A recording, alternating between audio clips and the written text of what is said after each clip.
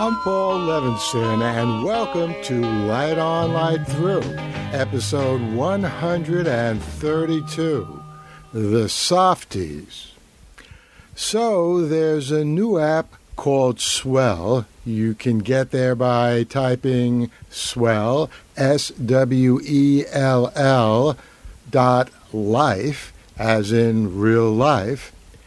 And I was invited to join that app a few days ago, which, of course, I did. With a title like that, I couldn't resist. Swell Life. Anyway, on Swell, you can discuss any topic you like via up to 5-minute audio recordings.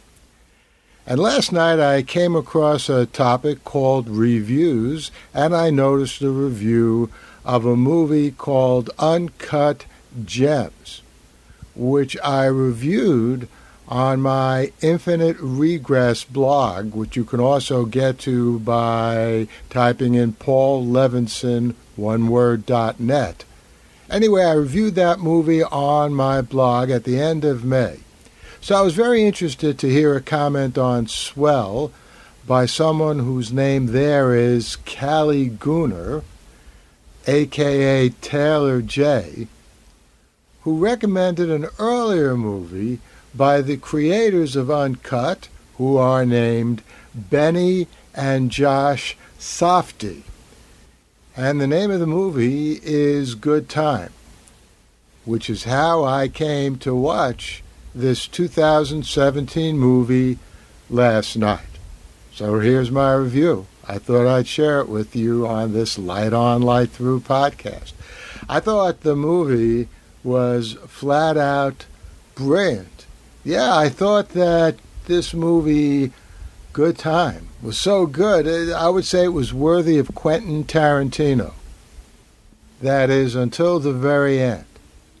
But before that, the dialogue, the ambience, the situations, the acting with Robert Pattinson in the lead as bank robber Connie Nikas and Benny Safdie, one of the brothers himself, as Connie's mentally challenged brother.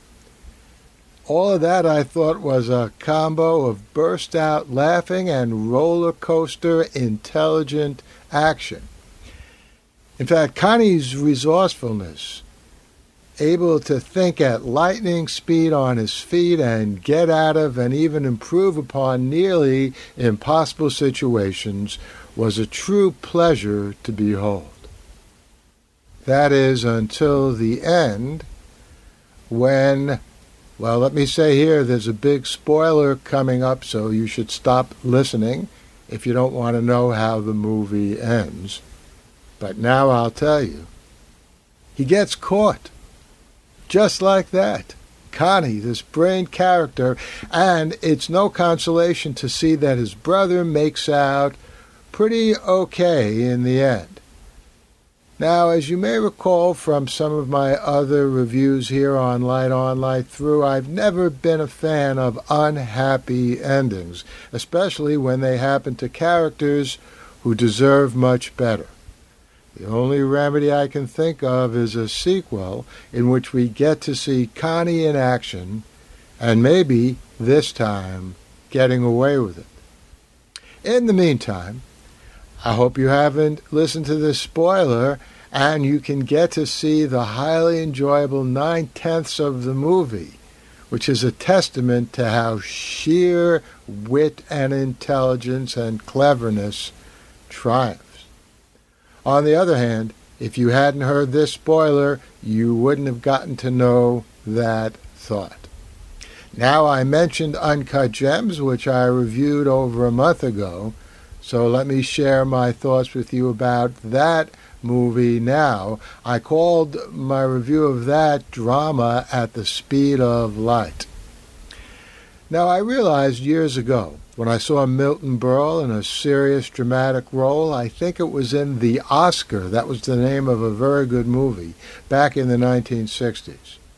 Anyway, I realized back then that, contrary to what you might think, comedians can make excellent dramatic actors.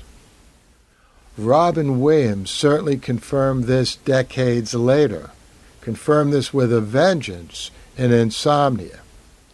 And Adam Sandler plays a serious role in Uncut Gems, so frenetic that it's almost beyond serious. But it's certainly not comedic, at least not for the most part. Howard Ratner's a jeweler and a gambler, and he has a keen sense of both. But he moves so quickly that he's almost always out on a limb, in danger of being beaten up badly or worse, and this applies to his personal as well as his professional life. His main adversary is his brother-in-law, played by Eric Bogosian, who is dead serious as Arno and moves about at a tenth of Sandler's speed all the time. Julia Fox puts in a good, even lovable performance as Howard's girlfriend Julia, and Idina Menzel has the perfect face and expressions for Howard's cheated-on wife. And there's a great Seder scene, and as some of you may recall, I'm always a sucker for Yiddishkeit. But back to Howard. The thing is that he knows what he's doing, both as a jeweler as well as a gambler. He has almost limitless confidence, however, and although it's often borne out, this also leads him to make difficult and dangerous bets. This formula leads Howard to near misses with fortune and death, and a face that looks increasingly like a punching bag. But basketball, not boxing, is the sport in this fast-paced, pre-COVID movie, and it all builds up to a crucial, complex, multifaceted bet on a basketball game. Well, you can bet on it yourself if you like, but you'll never guess how the movie ends, and I'm not going to tell you. The Light on Light Through podcast. Well, I hope you enjoy this review of the two Safdie movies, Good Time and Uncut Gems. It's clear that those brothers are no softies. The Safdies, that is, are no softies when it comes to movie making. Sorry for the lame pun. Anyway, I'll be back here soon with another review about some serious or less serious topic. In the meantime, enjoy.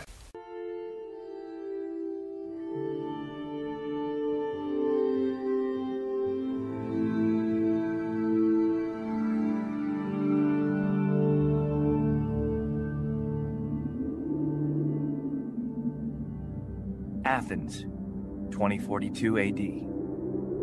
She ripped the paper in half, then ripped the halves, then ripped what was left again into bits and pieces of history that could have been.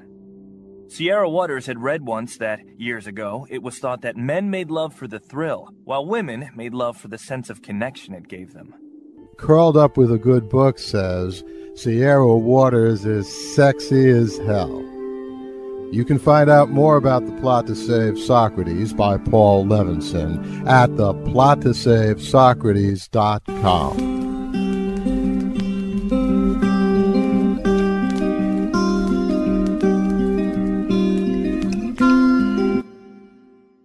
Paul Levinson spilled code about an ancient biotech war raging on in secret for centuries.